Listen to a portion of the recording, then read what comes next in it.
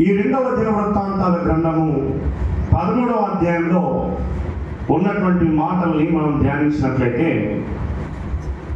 2వ దినవృత్తాంతాలు 13వ అధ్యాయము 3వ వచనంలో చూస్తే, అబీయాకును యెరోబోమునకు యుద్ధము కలగగా అబీయా 4 లక్షల మంది పరాక్రమశాలులను సైన్యముతో ఏర్పరచుకుని యుద్ధములకు సిద్ధము చేసెను. యెరోబోము 8 లక్షల మంది పరాక్రమశాలను ఏర్పరచుకుని అతనికి ఎదురుగా వారికి యుద్ధము వ్యూహపరిచెను. ఇక్కడ ఈ సందర్భాన్ని చూసినట్లయితే, మరి అబీయాకి అలాగే యెరోబోముకి ఇక్కడ యుద్ధం జరుగుతూ ఉంది. మరి ఎవరు వీరు అని చూస్తే వీరిద్దరు రాజులు. మరి మనం గమనించినట్లయితే ఇక్కడ చూడండి, అబీయాకి ఉన్నటువంటి సైన్యము, యెరోబోముకు ఉన్నటువంటి సైన్యము. అబీయా యొక్క సైన్యం ఎంతమంది? 4 లక్షల మంది. యెరోబోముకి ఎంతమంది ఉన్నారు? 8 లక్షల మంది. సాయంగా ఎవరు గెలుస్తారు? 8 లక్షల ఉన్నవారు గెలుస్తారు. యెరోబోముకి ఎంతమంది సైన్యం అంటే 8,000 మంది సైన్యం. అర్థమైందా? యెరోబోముకి 8 లక్షల మంది సైన్యం, అబీయాకేమో 4 లక్షల మంది సైన్యం. 4 లక్షల మంది అంటే మన ఒంగోలు జనాభా అంతా. అర్థమైందా? అంత సైన్యం అంటే ఒంగోలుకు డబ్బులుగా ఉందన్నమాట. ఎవరిది? యెరోబోము సైన్యం. అన్ని లక్షల మంది ఒక యుద్ధానికి వెళ్ళేటప్పుడు. వాళ్ళంతా యుద్ధానికి వెళ్తే నీళ్ళు ఎలా వస్తాయి, వాళ్ళకి ఆహారం ఎలా వస్తుంది?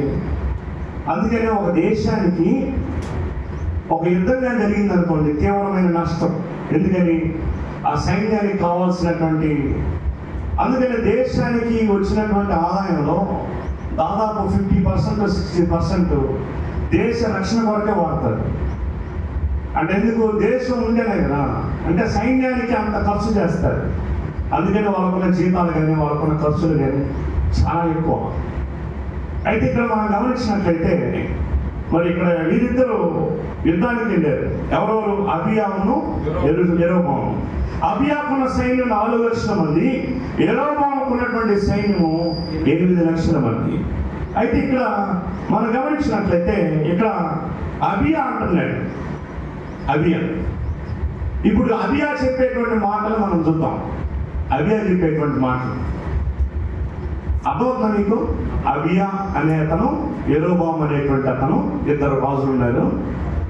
మరి అబీయా దేవుని నమ్మినటువంటి వ్యక్తి, యెరోబోము అనేటువంటి వ్యక్తి దేవుని నమ్మిన వ్యక్తే, కానీ దేవుని విసర్జించి దేవుని విడిచిపెట్టి లోకంతో కలిసిపోయి లోకానుసారంగా జీవిస్తున్నటువంటి వ్యక్తి. ఇద్దరు దేవుని బిడ్డలే, దేవుని రాజ్యాన్ని పరిపాలిస్తున్నటువంటి వ్యక్తులే. కానీ ఒక వ్యక్తి ఏమే దేవునిలో బాగా ఉన్నాడు, దేవుని యందు భయభక్తులు కలిగి ఆయన మార్గాలు నడుస్తూ ఉన్నాడు. ఇంకొక వ్యక్తి ఏమే దేవుని విడిచిపెట్టి లోకంలో ఉన్నటువంటి బయలుదేవతలు వాళ్ళని పూజిస్తా వాళ్ళ ప్రకారం జీవిస్తూ ఉన్నాడు. ఇప్పుడు మంచి రాజు ఎవరు, చెడ్డ రాజు ఎవరు చెప్పండి? మంచి రాజేమే అబీయా, చెడ్డ రాజేమే యెరోబోము. ఓకే, ఇప్పుడు అబీయా అనేటువంటి రాజు చెప్తున్నాడు ఏమని? ఓకే, ఏమంటున్నాడంటే అబీయా ఏమంటున్నాడంటే, మీరు జయమందరు. చివరి వచనంలో చూడండి, 13వ వచనంలో, మీరు జయమందరు, మేమే గెలుస్తాము అంటున్నాడు. 12 చివర ఎవరి? మీ పితరులైన దేవుడైన యెహోవాతో యుద్ధము చేయకుడి, చేసినను మీరు జయమందరు. ఇప్పుడు యుద్ధం చేస్తుంది యెహోవాతో కాదు. నువ్వు ఆ వాక్యం ఎందుకు చదివించావు? అబీయాతో కదా యుద్ధం చేస్తుంది. అంటే ఇప్పుడు ఏమంటున్నాడు ఆయన? నేను దేవుని పక్షాన ఉన్నాను కాబట్టి దేవుడే మా పక్షాన్ని విజయాన్ని ఇస్తాడు. మీరు దేవుడు మా పక్షాన ఉన్నాడు, దేవుడే మాతో యుద్ధం చేస్తాడు, దేవుడే మాతో యుద్ధం చేస్తాడు. అదే మీరు మాతో యుద్ధం చేస్తే దేవునితో యుద్ధం చేసినట్టు మీరు దేవుని మీద జయము పొందరు అంటున్నారు. చూడండి ఇక్కడ ఆ మాటలు మనం చూద్దాం. 10వ వచనం, ఇక్కడ అయితే యెహోవా మాకు దేవుడై ఉన్నాడు, మేము ఆయన విసర్జించిన వారము కాము. అహరోను సంతతి వారు యెహోవాకు సేవ చేయు యాజకులై ఉన్నారు. లేవీయులు సేవ చేయవలసినటువంటి పనులను లేవీలే చేయుచున్నారు. వారు ఉదయాస్తమయమందు యెహోవాకు దహన బలులు అర్పించుచు సుగంధ ద్రవ్యములతో ధూపం వేయుచు పవిత్రమైన బలమైన సన్నిధి రొట్టెలు ఉంచుచు బంగారు దీపస్తంభమును ప్రమిదలను ప్రతి సాయంత్రం ముట్టించుచు వచ్చుచూ ఉన్నారు. మేము మా దేవుడైన యెహోవా ఏర్పరచబడిన విధిని బట్టి సమస్తము జరిగించుచున్నాము. కానీ మీరు ఆయన విసర్జించిన వారై ఆలోచించుడి. దేవుడే మాకు తోడై మాకు అధిపతిగా ఉన్నాడు. మీ మీద ఆర్భాటము చేయుటకై బోర పట్టుకుని ఉన్న దూదునట్టి ఆయన యాజకులు మా పక్షాన ఉన్నారు. ఇశ్రాయేలు వారా మీ పితరుల దేవుడైన యెహోవాతో యుద్ధము చేయకుడి, చేసినను మీరు జయమందరు. ఇక్కడ మీరు గమనించారా లేదో, ఇక్కడ గమనించినటువంటి విషయాల్లో చాలా మాట్లాడినటువంటి విషయాల్లో ఆయన చెప్తున్న మాట ఏంటంటే, మా పక్షాన యాజకులు ఉన్నారు, మా పక్షాన లేవీయులు ఉన్నారు, సేవ బాగా జరుగుతూ ఉంది. ఉదయం సాయంత్రము ఆ దీప స్తంభములని సరి చేస్తూ దీపములు వెలిగించే వాళ్ళు ఉన్నారు. యాజకులు బోర్లు ఊదుతూ ఉన్నారు. ఏమండి, అతని విషయానికి దీనికి ఏం సంబంధం? భలే ప్రశ్న. అతని విషయానికి ఈ యాజకులకి లేవీయులకి మందిరానికి మందిరంలో ఉదయం సాయంత్రం వెలిగించే దీప ప్రమిదలకి బోర్ల ఊది యాజకులకి సన్నిధి రొట్టెలకి వీటన్నిటికీ ఏ సంబంధం? సేవకులు వాళ్ళ పాటికి వాళ్ళు సేవ చేస్తున్నారు. ఇతనేమంటున్నాడంటే, మా సేవకులు మా పక్షాన ఉన్నారు కాబట్టి, వాళ్ళు సేవ చేస్తున్నారు కాబట్టి విషయం మాదే అంటున్నారు. స్తోత్రం చెప్పండి, హల్లెలూయా. ఎందుకు అంటున్నారు ఆ మాటలు? ఇప్పుడు మనం గమనించినట్లయితే దీనిలో ఒక 7 ప్రాముఖ్యమైనటువంటి విషయాలు ఉన్నాయి. 7 ప్రాముఖ్యమైన విషయాల్ని మనం చూస్తే ఇక్కడ మొట్టమొదటి చూస్తే 10వ వచనంలో యెహోవా మాకు దేవుడై ఉన్నాడు. ఎందుకు వచ్చిందంట విషయం? ఏమండి, ఎందుకు వచ్చింది ఈ విషయము? యెహోవా దేవుడు మాకు తోడై ఉన్నాడు. అర్థమైనా? నువ్వెంతో కష్టపడుతున్నావు, పని చేస్తా ఉన్నావు, కానీ విషయం ఏమైనా వస్తుందంటే రావట్లా. ఎందుకని? యెహోవా మరి మనం అంటున్నాం యెహోవా దేవుడు నాకు తోడై ఉన్నాడు అని పాటలు పాడుతున్నాము. ఇంకా మన బండు మీద కూడా యెహోవా నాకు కాపాడి అని ఉంటుంది. ఆ బండి ఏమే బావుల ముందు ఉంటుంది.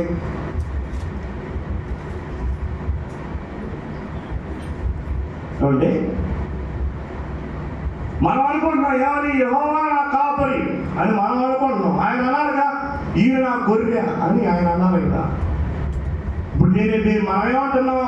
యెహోవా మా పక్షాన ఉన్నాడు అని మనం అంటున్నాం. ఆయన అన్నారు నేను నీ పక్షాన ఉన్నాను అబ్బాయి అని ఆయన చెప్పాలి కదా.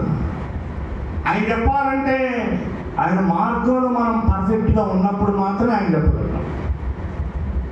మనమే యెహోవా నా కాపరి అని మన బండి మీద ఉంటుంది. అదే పోయి మందుల షాప్ ముందు బార్ ముందు ఉంటుంది. నిన్న సాయంత్రం మిర్యాలపాలెం సెంటర్లో వస్తా ఉండంటే కరెక్ట్గా సమయం 9:30 అయింది. 9:30 అక్కడ మిర్యాలపాలెం సెంటర్లో ఒక బార్ ఉండేది. అక్కడ జనాలు తుక్కిసలాడుతూ ఉన్నారు. ఒక షాప్ ముందు ఏంది ఇంత భయంకరంగా జనాలు ఉన్నారు, ఇంత క్యూ పెట్టున్నారు, తోసుకుంటా ఉన్నారు. ఏంటని చూస్తారు బాగుంది, బాగా తనుకుంటున్నారు. అంటే ఆ కట్టకట్టాలని కట్టకాల నుంచి నాకు అని మందు కోసమని చేతులు దాపి ఉన్నారు. గుంపులుగా జనాలు ఉన్నారు. ఏంది ఏ షాప్ ఇది, ఇంత డిమాండ్ ఉంది, అలాంటి షాప్ ఒకటి పెడితే పోయితే ఏంటి షాప్ అని చూస్తే తేడా చూస్తారు ఏంటంటే ఒక బారు. ఏమంటే దానిలో క్రైస్తవులు ఉంటారంటావా? ఆల్మోస్ట్ రాష్ట్రాలు దాదాపు ఎక్కువ మంది మెజారిటీ ఆఫ్ ద పీపుల్ ప్రభుత్వాన్ని పోషిస్తా పాపం పళ్ళు కూడా దొరకకుండా ముందుగా తాగేది ఎవరంటే మనమే. పెద్ద తాగినట్లుగా పళ్ళు కూడా దొరకకుండా మందు తాగేది ఎవరంటే ముందు మన క్రిస్టియన్సే ఉంటారు ఫస్ట్ మన ఇంట్లో. ఎందుకో తెలుసా? అపవాది దేవుని దగ్గరకు రానియకుండా, దేవుని మందిరానికి రానియకుండా వాడిని చుట్టుపట్టుకుని ఆ మందుల షాప్ చుట్టూనే తిప్పుతా ఉంటుంది. పొద్దున్న నగరంగానే టీ బదులు మందు పడాలి, లేకపోతే మనశ్శాంతి ఉంటుంది. పని చేయాలన్నా మందు పడాలి. అరే ఈ పని చేయాలంటే ఇప్పుడు కుదరదు, మందు పడితేనే పని చేస్తాం. అరే అన్నం తినంటే మందు పడితేనే అన్నం బాగా తినగలం. అంటే ఏ పని చేయాలన్నా కానీ మందు కావాలంటే ఇతను మందు తాగట్లా, మందు ఇతను తాగుతుంది. అర్థమైందా? అంత డిమాండ్. అంటే ఏంటి? ఇప్పుడు నేనేం చెప్తానంటే యెహోవా నా కాపరి అని మనం అనుకుంటున్నాం. ఆయన అన్నాడుగా ఈయన నా గొర్రె అని. ఆయన మన గురించి సాక్ష్యం ఇవ్వాలి, ఇతను నా గొర్రె అని. ఇక్కడ మొట్టమొదటి మనం చూస్తే వాళ్ళ విషయానికి కాదు, మేమే గెలుస్తాం, మేమే గెలుస్తాం, మీరు ఓడిపోతారు, మేమే గెలుస్తాం, మా జీవితంలో మేమే గెలుస్తాం అని అనడానికి ముఖ్యమైన కారణం ఏంటంటే ఇక్కడ అంటున్నాడు యెహోవా మాకు దేవుడై ఉన్నాడు, కాబట్టి మేమేం చేసినా కానీ దాన్ని దేవుడు సఫలపరుస్తాడు అనే విశ్వాసం ఉంటుంది. స్తోత్రం చెప్పండి, హల్లెలూయా. దేవుడు అన్నాడు యోహాను సువార్త 15వ అధ్యాయం 5వ వచనంలో, మాకు విరోధముగా ఉండి మీరు ఏ పని వేరుగా ఉండి ఏ పని చేయలేరు. యోహాను సువార్త 15వ అధ్యాయం 5వ వచనం చదవండి దయచేసి. యోహాను సువార్త 15వ అధ్యాయం 5వ వచనం. ద్రాక్షావల్లిని నేను, తీగలు మీరు. ఎవడు నా యందు నిలిచి ఉండునో, ఎవడు నా యందు నిలిచి ఉండునో వాడు బహుగా ఫలించును. స్తోత్రం చెప్పండి, హల్లెలూయా. నేను ప్రతి ఆదివారం చర్చికి వెళ్తున్నానండి, ప్రతి ఆదివారం చర్చికి వెళ్తున్నాను. ఆయనతో ఉన్నావా లేదా వేరుగా ఉన్నావా?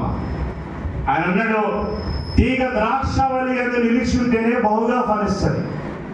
నాకు వేరుగా ఉండి మీరేమీ చేయలేరు, మీరు ఫలించలేరు. మనం అంతా ఎలా ఉంటుందంటే పరీక్షలు రాగానే దేవుడు గుర్తొస్తాయి. అన్నయ్య ప్రార్థన చేయండి, పరీక్షలు వచ్చినాయి, పాస్ అవ్వాలి అని ప్రార్థన చేయిస్తాం. బాగానే ఉంది. దేవుడితో ఉన్నావంటే ఉన్నాడు, దేవుడితో నడుస్తున్నావంటే లేరు. విషయం ఎలా వస్తుంది? దేవుడికి తెలియదా నువ్వు ఏ స్థితిలో ఉన్నావో, నీ కుటుంబం ఏ స్థితిలో ఉందో దేవుడికి తెలియదా? దేవుడు తెలుసు. నేను ప్రతి ఆదివారం చర్చికి వెళ్తున్నాను కదా, నన్ను పాస్ చేయొచ్చుగా అంటే నువ్వు ఏ స్థితిలో ఉన్నావు? దేవుడికి ఇష్టంగా ఉన్నావా? దేవుడికి ఆయాస్కరంగా జీవిస్తున్నావా? అది దేవుడు చూస్తాడు. చర్చికి వెళ్ళడం కాదు ముఖ్యం, నువ్వు దేవుడితో ఎలా సంబంధాన్ని కలిగి ఉన్నావు. లేదంటే నువ్వు ఒక షాప్ పెట్టావు, షాప్కి దేవుడి పేరు పెట్టావా లేదా అని ఆయన చూడ్డు. ఆదివారం చర్చికి వెళ్తున్నావా లేదా అనే చూడ్డు ఆయన. ఆయనతో నువ్వు వ్యక్తిగతమైన సంబంధం నువ్వు కలిగి ఉన్నావా లేదా? ఆయనతో పాటు నువ్వు నడుస్తున్నావా లేదా? ఆయనకి సంతోషకరంగా నీ జీవితం ఉందా లేదా? ఆయనకి ఆయాసకరంగా నువ్వు జీవిస్తున్నావా? ఆయనకి ఆయాసకరంగా నువ్వు జీవిస్తూ ఉంటే, ఆయనకి ఇష్టంగా నువ్వు బ్రతకపోతే, ఆయన వాక్యానుసారంగా నువ్వు జీవించకపోతే, నువ్వెంత ప్రయత్నం చేసినా కానీ అది ఏమాత్రము ఫలించదు. ఒకవేళ నేను యెహోవా పక్షాన వెళ్తున్నాను, యెహోవా నాకు దేవుడు అయి ఉన్నాడని నువ్వు చెప్పుకున్నా, నువ్వు ఇంకా పాపంలో జీవిస్తూ ఉంటే యెహోవా దేవుడు నీ పక్షాన ఉండడు. మన జీవితంలో దాదాపు ఫెయిల్యూర్ రావడానికి, మన జీవితంలో నష్టాలు పాలవడానికి, మన జీవితంలో ఎదుగుదల లేకపోవడానికి కారణం దేవుడిని మనం విసర్జించడమే. దేవుడిని మనం విడిచిపెట్టి దేవుడికి మనం ప్రాముఖ్యత ఇవ్వకుండా దేవుడిని ఎక్కడో చివరాకల్లో పెట్టి ఏదో చివరిలో చూద్దాం దేవుడిని నేను చేయాల్సిన పని నేను చేయాలి. నా ఇష్టానుసారంగా నేను జీవిస్తా, నా ఇష్టానుసారంగా నేను బ్రతుకుతా. ఎప్పుడో దేవుని దేవానికి స్తోత్రం అంటారు అంటే పనులు. ఇక్కడ అబియా అంటున్నాడు, యెహోవా మాకు దేవుడై ఉన్నాడు, అందుకే మేము జయిస్తాం. ఇక్కడ అబియా అంటున్న రెండో మాట కూడా ఏమంటున్నాడు? రెండో మాట, అహరోను సంతతి వారు యెహోవాకు సేవ చేయు యాజకులై ఉన్నారు. మా పక్షాన ఉన్నారు తెలుసా, దైవ సేవకులు ఉన్నారు. మా పక్షాన, నా విజయానికి కారణం ఇదిగో నేను జయిస్తాను. నేను ప్రార్థన చేస్తే దేవుడు నా ప్రార్థన ఆలకిస్తాడు. నేను ఎక్కడ చేయబెట్టినా కానీ అక్కడ ఆశీర్వాదం, నేనే పని చేసినా కానీ అక్కడ దీవెన, నేనే పని చేసినా దానిలో నాకు విజయం. ఎందుకో తెలుసా, దేవుని యొక్క సేవకుడు నా పక్షాన ఉన్నాడు. చెప్పగలను, ఆయన సేవకుడు నా పక్షాన ఉన్నాడు. ఎక్కడంటే అబియా చెప్తున్నటువంటి మాట ఏంటో తెలుసా, అహరోను సంతతి వారు యెహోవాకు సేవ చేయు యాజకులై ఉన్నారు. హల్లెలూయా. ఎక్కడంటున్నాడు, మేమే గెలుస్తాం. ఎందుకు తెలుసా, దేవుడు మా పక్షాన ఉన్నాడు. మేమే గెలుస్తాం. ఎందుకు తెలుసా, దేవుని యొక్క సేవకులు మాతో పాటు ఉన్నారు. నువ్వు చెప్పగలవా, నా సేవకుడు నా పక్షాన ఉన్నాడు. నేను ఏ పనికి వెళ్ళినా నా సేవకుడు నా పక్షాన ఉన్నాడు. నేనే పనికి వెళ్ళినా నా సేవకుడి చేత ప్రార్థన చేయించుకుని వెళ్తాను కాబట్టి నాకు విజయమే. నేనే పనికి వెళ్ళినా నా పక్షాన సేవకుడు ఉన్నాడు. సేవకుని ప్రార్థన నాకు తోడుగా ఉంది, అందుకని నాకు జయము. చూడండి, అబియా చెప్తున్నటువంటి మాట, నేనే గెలుస్తాను. ఎందుకు గెలుస్తాను తెలుసా, నా పక్షాన యెహోవా ఉన్నాడు. నేనే గెలుస్తాను. ఎందుకు తెలుసా, నా పక్షాన దేవుని సేవకుడు ఉన్నాడు. స్తోత్రం చెప్పండి. హల్లెలూయా. అంటున్నాడు, నా పక్షాన సేవకుడు ఉన్నాడు. అడుగుతున్నా, నీ పక్షాన సేవకుడు ఉన్నాడా? కొంతమంది ఒక ఆదివారం ఇక్కడికి, ఇంకొక ఆదివారం ఇంకోది ఇక్కడికి. నీ సేవకుడికి నీ మీద మనసే లేకపోతే వస్తాడు, ఒకటి ప్రార్థన చేసి వెళ్తాడంతే. అరే, ఈ బిడ్డ ఈ గొర్రె ఎటు పోకుండా నన్నే కనిపెట్టుకుని ఉందిరా.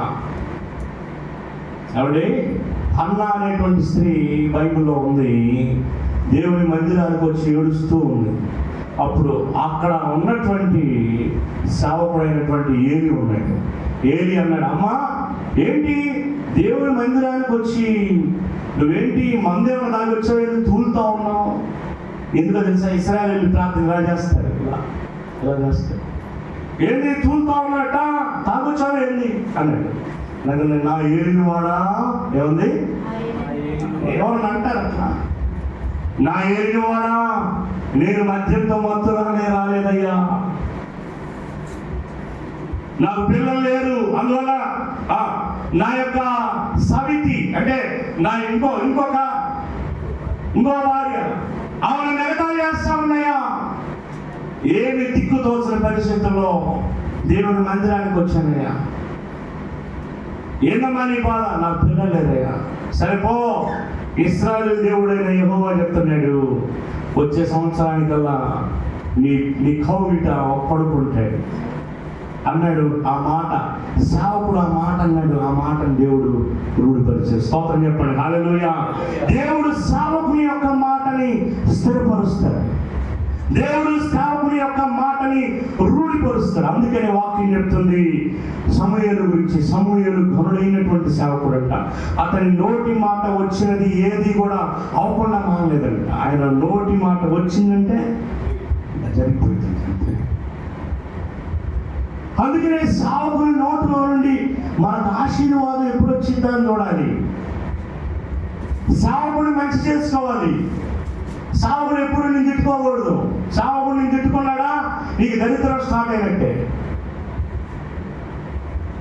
సేవకుడు కష్టపడ్డాడా నిన్ను చూసి, సేవకుడు నిన్ను గురించి సనుక్కున్నాడా, బాధపడ్డాడా, ఇక నీకు దివాలా ప్రారంభమైనట్టే.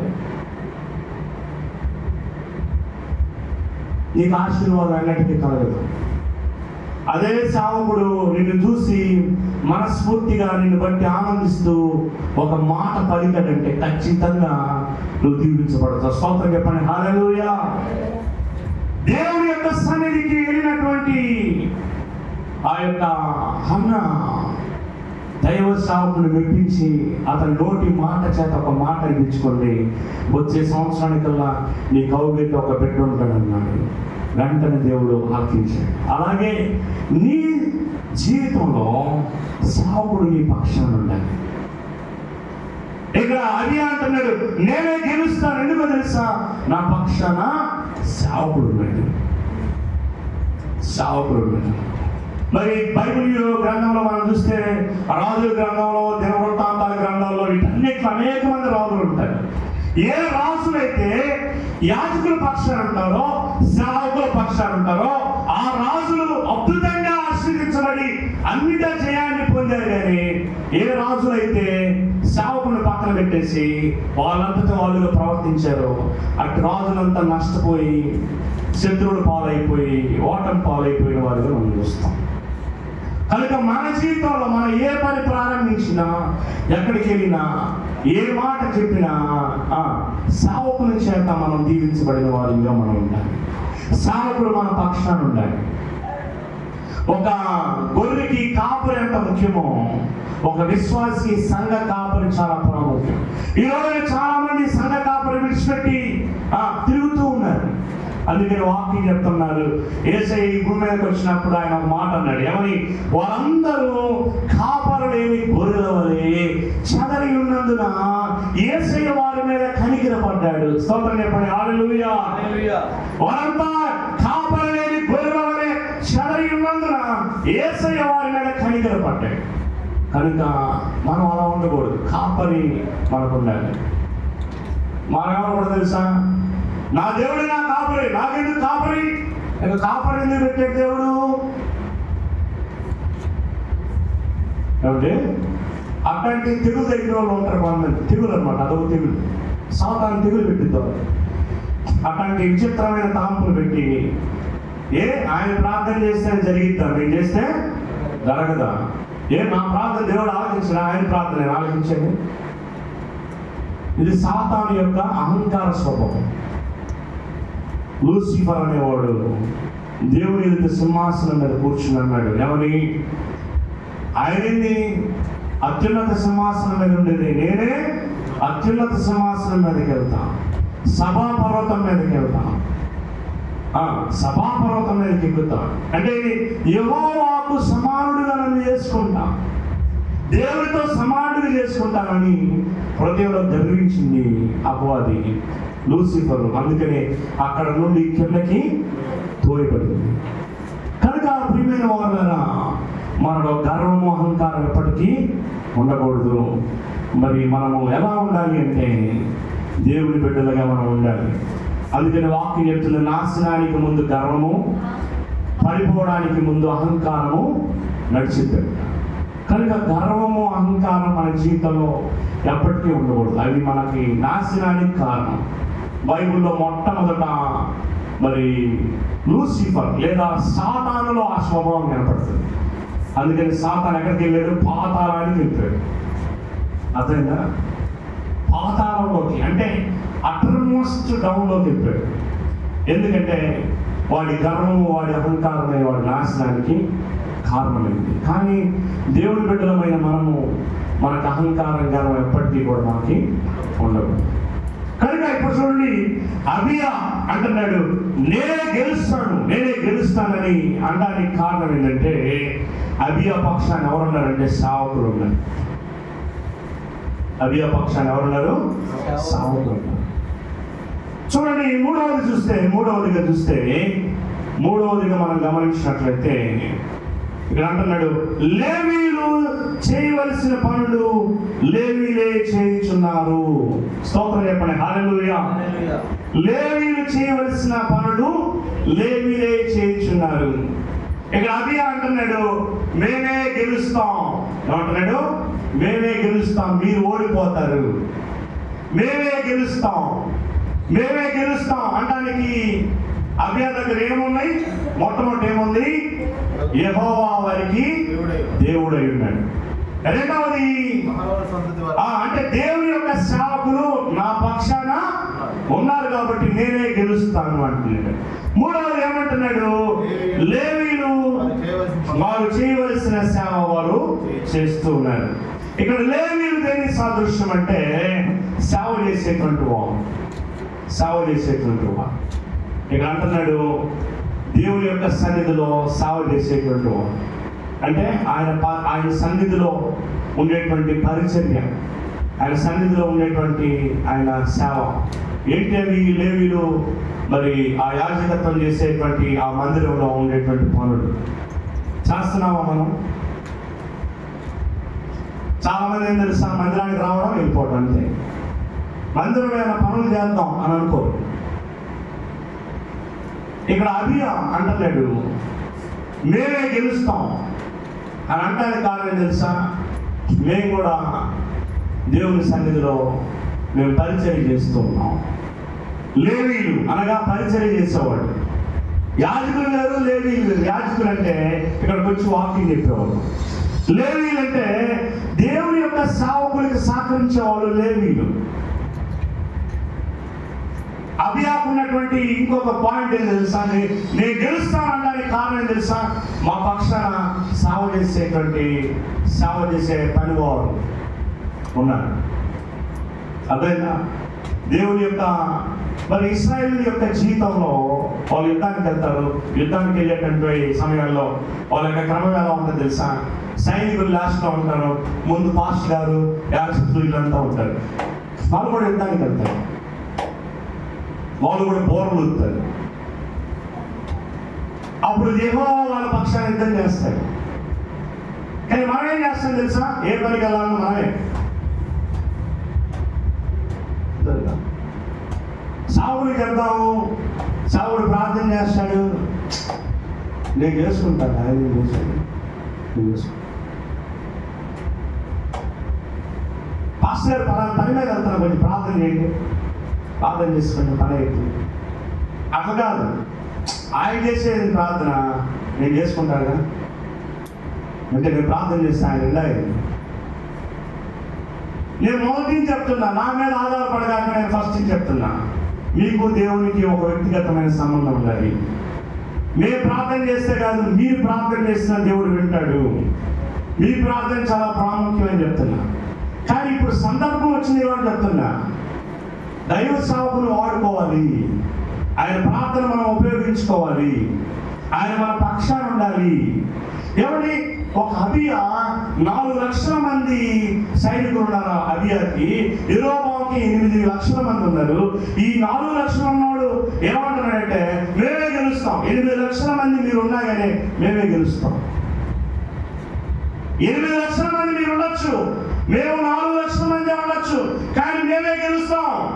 ఎందుకో తెలుసా? మా పక్షాన దేవుడు ఉన్నాడు. ఎందుకు తెలుసా? మా పక్షాన సేవకులు ఉన్నారు. ఎందుకు తెలుసా?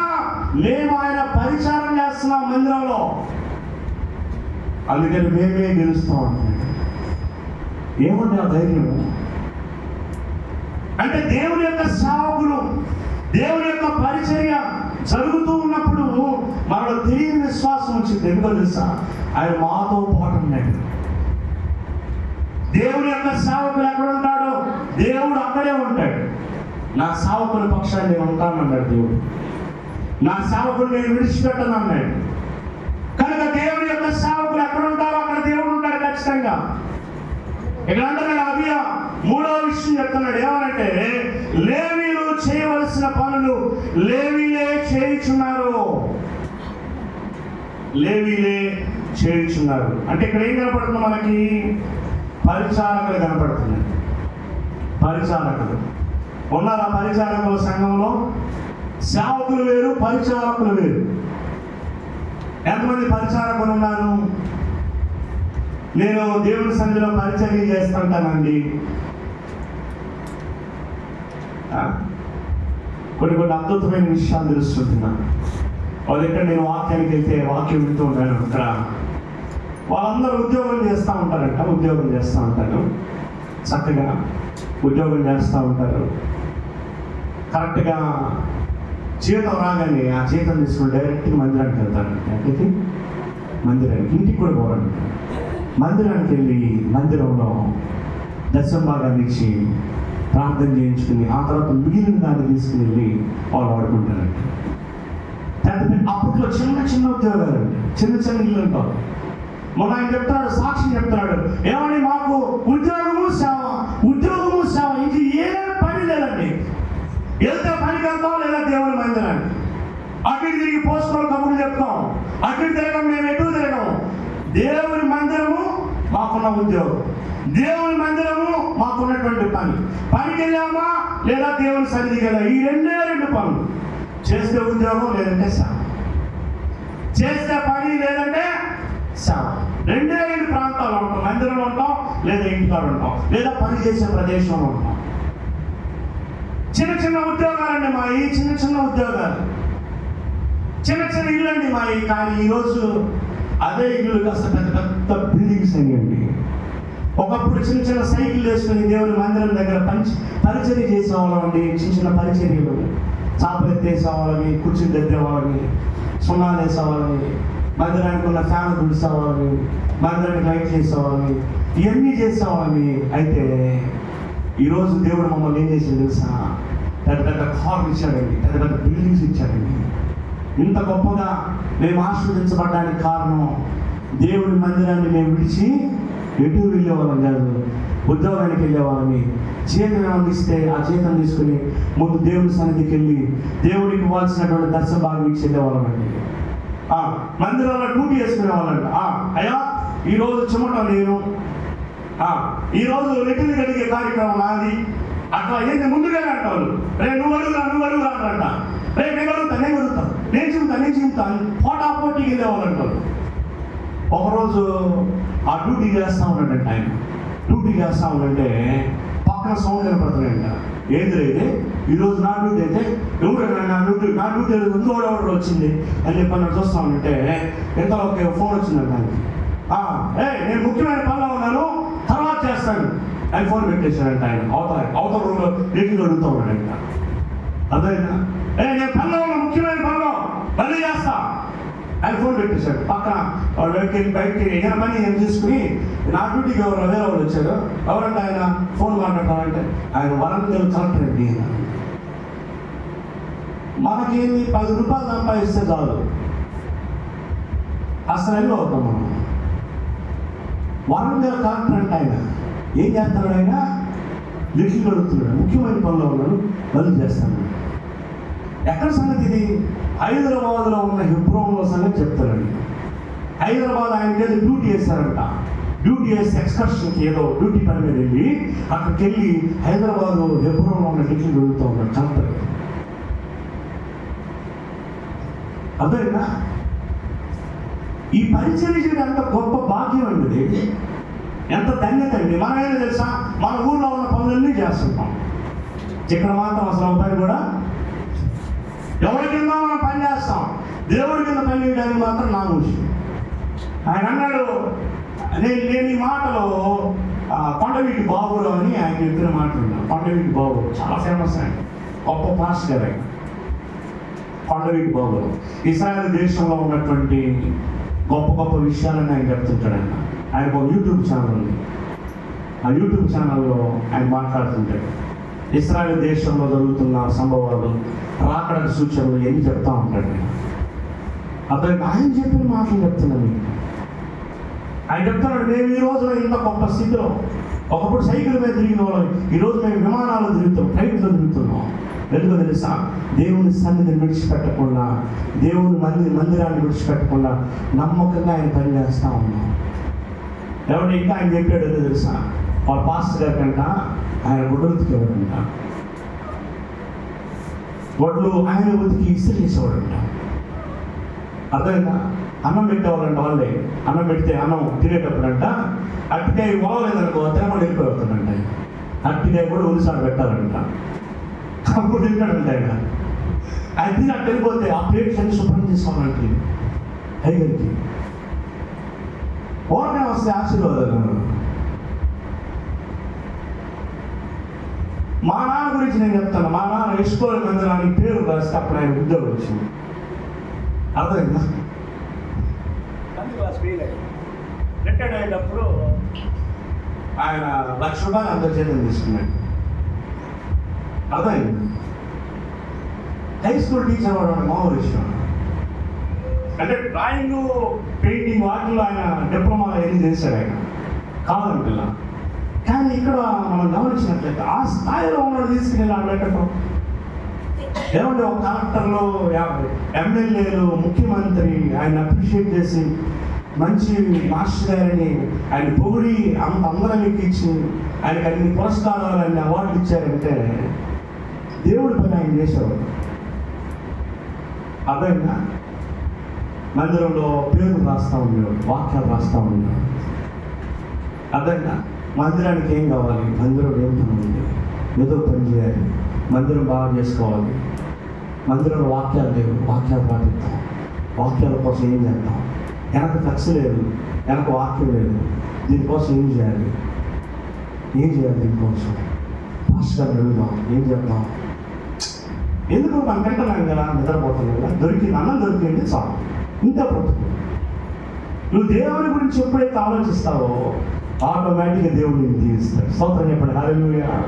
ఖచ్చితంగా దీవిస్తాడంతే. దేవుడిని ప్రేమించిన వాళ్ళైనా, దేవుని మందిరాన్ని ప్రేమించిన వాళ్ళైనా దేవుడు ఉన్నతమైన స్థితిలో ఉంచుతాడు. నేను నా అనుభవపూర్వకంగా చెప్పే మాటలు, దావీదుని దేవుడు ఎందుకు అంతలా ఆశీర్వదించాడంటే, దావీదు సరంజా వేసినటువంటి దేవదారం రాముతో చేసిన రాజభవనంలో ఉంటే ఆయన దేవుని మందిరం గురించి ఆలోచించాడు. అదే నేనైతే రాజభవనంలో ఉన్నాను, దేవుని మందస్సము ఎండలో ఎండుతూ వానలో తడుస్తూ ఉంది అని ఆలోచించి దేవుని మందిరం కట్టాలనుకున్నాడు దావీదు. అందుకనే దేవుడు దావీదుని అంతగా ఆశీర్వదించింది. అదైనా దేవుని పరిచయం అన్నా, దేవుని సేవ అన్నా ఎంత ఇష్టంగా చేయాలో తెలుసా? ప్రాణం పెట్టాలండి దానికోసం. నేను కొన్ని సంఘాలలో చూస్తాను, ఏమంటే మందిరంలో ఉన్న కుర్చీలకి ఏమన్నా దుమ్ము ఉండిద్దా? దాన్ని తుడిసామని ఏమంటాం మనం? తెగ్గవాడు అంటాం. కానీ వాళ్ళు తుడుస్తున్నారు దేవుడు. ఎందుకు తెలుసా? అది తుడిస్తే అలా పుణ్యం వచ్చింది. మందిరంలో ఉన్న కుర్చీలను కొట్టబెట్టి తుడుస్తున్నాడు. అంటే ఇంక ఏ పని లేక ఇదన్నా చేస్తే దీన్ని, నీ మందిరంలో ఒకప్పుడు స్టాండ్ తుప్పు కడితే దాన్ని నేను కొట్టాను, శుభ్రం చేశాను, దీని ప్రతిఫలం ఏది అడగచ్చా? చీపురు పూల చేసినా కానీ, మందిరంలో చీపురు పూల పని చేసినా కానీ పరలోక రాజ్యం ఆశీర్వాదం ఉంటుంది. అందుకని ఎత్తుక్కుని ఏం పని దొరికిద్దా చేస్తారు. ఇక్కడ అభియా అంటున్నాడు, ఏమన్నా తెలుసా? అరే మీరు 8,000 మంది ఉన్నా కానీ నేను 4,000 మంది ఉన్నా కానీ మేమే గెలుస్తాం. 8 లక్షలు 8 లక్షల మంది మీరున్నా, మేము 4 లక్షల మంది ఉన్నా, మేమే గెలుస్తాం.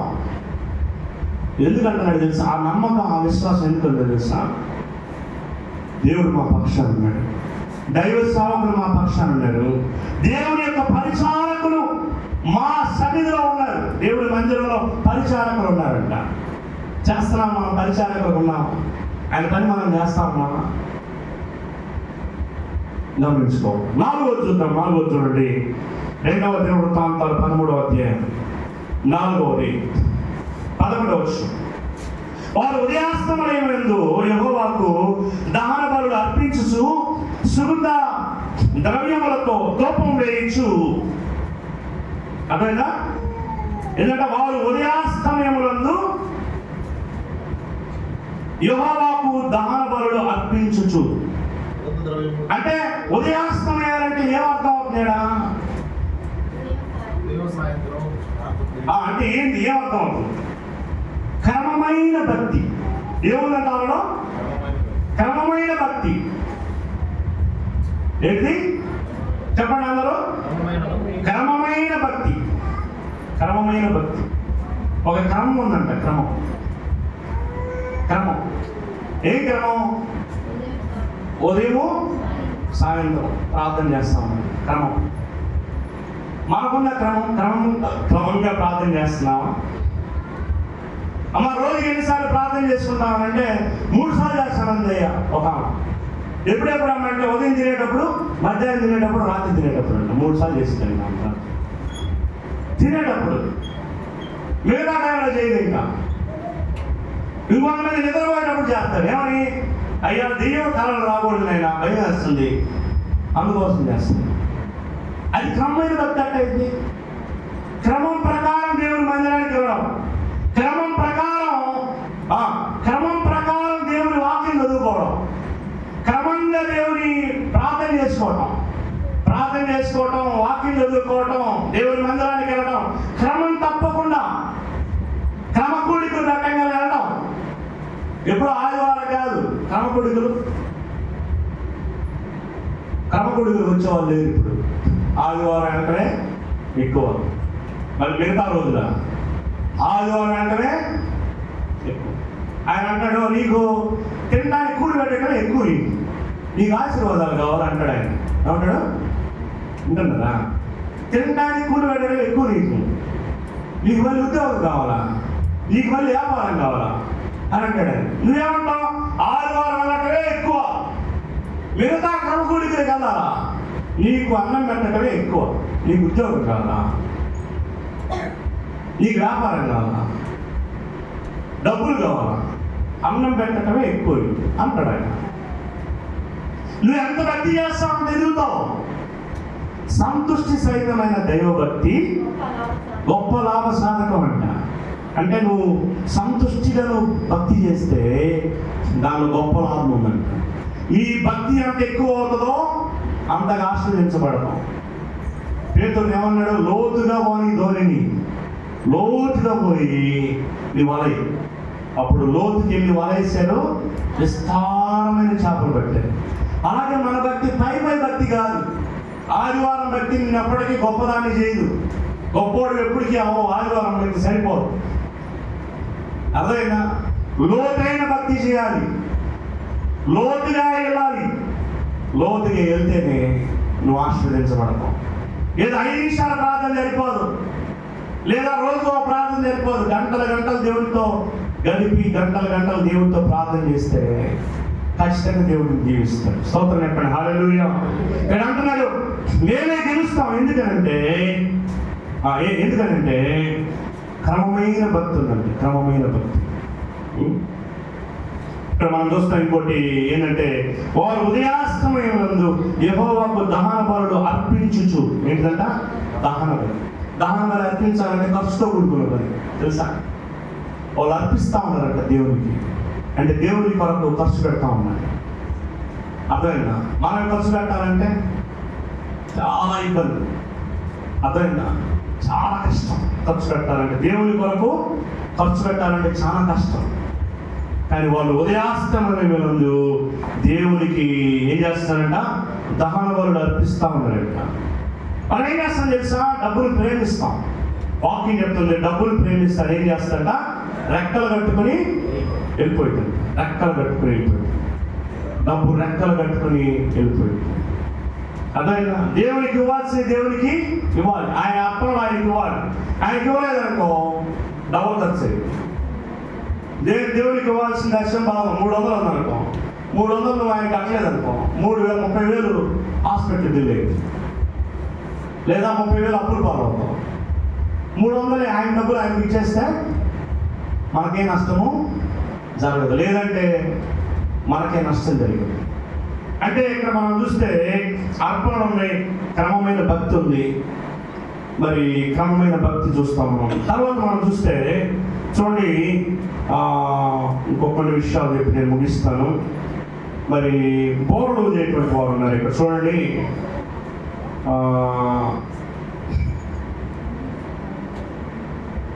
బోర్డు దేవుడు చదవడం మాట 12వ వచనం. ఆలోచించుడి, దేవుడు మాకు తోడై మాకు అధిపతిగా ఉన్నాడు. మీ మీద ఆర్భాటము చేయుటకై బోర్ల పట్టుకుని ఊదునట్టు ఆయన యాజకులు మా పక్షాన ఇదేంటంటే ఆరాధన సాదృశ్యం. బోర్లు పట్టుకుని ఊదటం అంటే ఆరాధన సాదృశ్యం. అంటే అభియా అంటున్నాడు మేమే గెలుస్తాం. దానికి కారణం ఏంటంటే మా పక్షాన ఆరాధన ఉంది. ఏముందంట? ఉందా మీకు? మనకు ఆరాధన ఇంట్లో ఎప్పుడైనా పాటలు పాడుతూ ఉంటారు ఇంట్లో?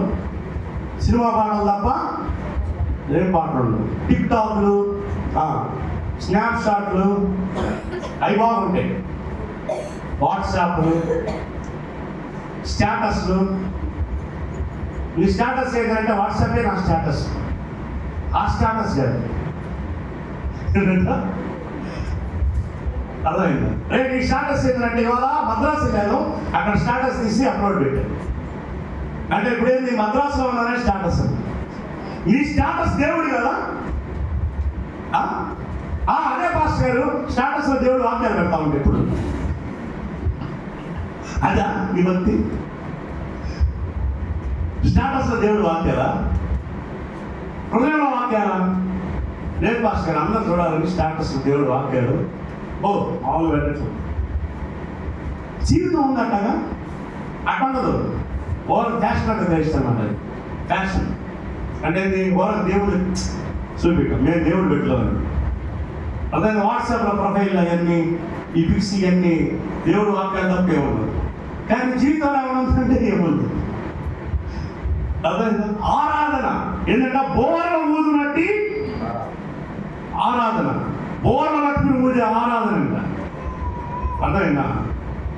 మరి మన బైబిల్లో చూస్తే దేవునికి ఆరాధన చేసిన వారు గొప్ప కార్యాలు జరిగింది. పిల్లల్లో ఎప్పుడు దేవుని ఆరాధన జరుగుతూ ఉండాలి. అంటే ప్రార్థన కోట పెట్టుకోవడానికి కాదు, మన నోట ఎప్పుడు కూడా దేవుని స్తుతి వస్తూ ఉండాలి. ప్రభానికి స్తోత్రాలు, దేవానికి స్తోత్రాలు, పాటలు పాడుతూ ఉండాలి, దేవుని కృతజ్ఞతాస్తులు చెల్లిస్తూ ఉండాలి. వాక్యం తెలియజేస్తుంది. నీ నోరు ఖాళీగా ఉందంటే అపవాది ఏం చేస్తాడంటే నీ నోరు మీద కూర్చుని నోరు మూసేసి శాపాలు దరిద్రాలు వచ్చేటట్టు చేస్తాడు. అదైనా దేవుడు అన్నాడు నీ నోరు బాగా తెరువు, నేను దాన్ని నింపేదను. చాలా మంది జీవితాల దరిద్రాలు, పేదరికం. ఎందుకు తెలుసా? నోరు తెరిచి దేవుని స్తుతించరు. దేవానికి స్తోత్రం, ప్రభానికి స్తోత్రం, హల్లెలూయా, దేవుని స్తోత్రం అనే ఈ మాటలలో దేవుడికి ఒక పాట ఉండదు, ఒక రాగం ఉండదు. అందుకే వాళ్ళలో దరిద్రాలు ఎప్పుడు కూడా దేవుడిని స్తుతించిన అనుభవాలు ఉండవు. బైబిల్లో దేవుణ్ణి ఆరాధన చేసిన వారు గొప్పవారు అయ్యారు, గొప్ప విజయాలు సాధించారు. వారు ఎరుకల చుట్టూ తిరుగుతూ ఆరాధన చేశారు. ఏమైపోయిన ఎరుక గోడలు కూలిపోయి పౌలు శిరం తీసుకుని చెరసాలలో వేశారు. అక్కడ కూడా వాళ్ళు ఆరాధన చేశారు.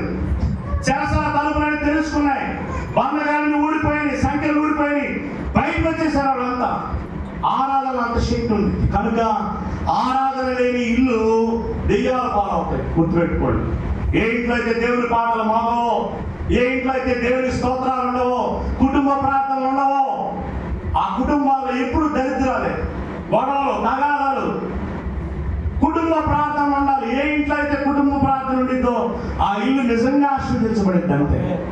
క్రమం తప్పకుండా కుటుంబ ప్రార్థన ఉండాలి. లేకపోతే ఆ జీవితాలు పనికిరావు. ఎందుకు పనికిరావు? నీ పిల్లల్ని మాట్లాడరు, నీ భర్తని మాట్లాడరు, నీ భార్యని మాట్లాడరు, నీ కుటుంబం ఏమైపోయిందో తెలియదు, నీ పిల్లలు ఏమైపోతారో తెలియదు. ఎక్కడైతే క్రమంగా నీ ఇంట్లో కుటుంబ ప్రార్థన ఉండిందో, క్రమంగా మీ ఇంట్లో దేవుని యొక్క స్తుతి కీర్తనలు, ఆరాధనలు ఎప్పుడైతే ఉంటాయో ఖచ్చితంగా నువ్వు జీవితంలో అభివృద్ధి చెందుతావు. స్తోత్రం చెప్పండి, హల్లెలూయా. నువ్వు దీవించబడతావు, నువ్వు ఆశీర్వదించబడతావు, నువ్వు గెలుస్తావు. అవి అంటున్నాడు మేమే గెలుస్తాం. మీరు 8 లక్షల మంది ఉన్నా కానీ, మేము 4 లక్షల మంది ఉన్నా కానీ మేమే గెలుస్తాం. ఎందుకంటే మా పక్షాన దేవుడు ఉన్నాడు, మా పక్షాన సేవకులు ఉన్నారు, మా పక్షాన పరిచారకులు ఉన్నారు. ఇంకా క్రమమైన భక్తి మా దగ్గర ఉంది, క్రమమైన భక్తి ఉంది. ఇంకా ఏముంది? అర్పణలు ఉన్నాయి, అర్పిస్తా ఉన్నాం దేవునికి. మా కలిగిన దానిలో దేవునికి అర్పిస్తూ ఉన్నాం. ఇంకా ఇది ఆరాధన ఉంది, మా దగ్గర ఏముంది? ఆరాధన ఉంది. చివరిగా చూస్తే చదవండి ఆ మాటని, తర్వాత మాటని.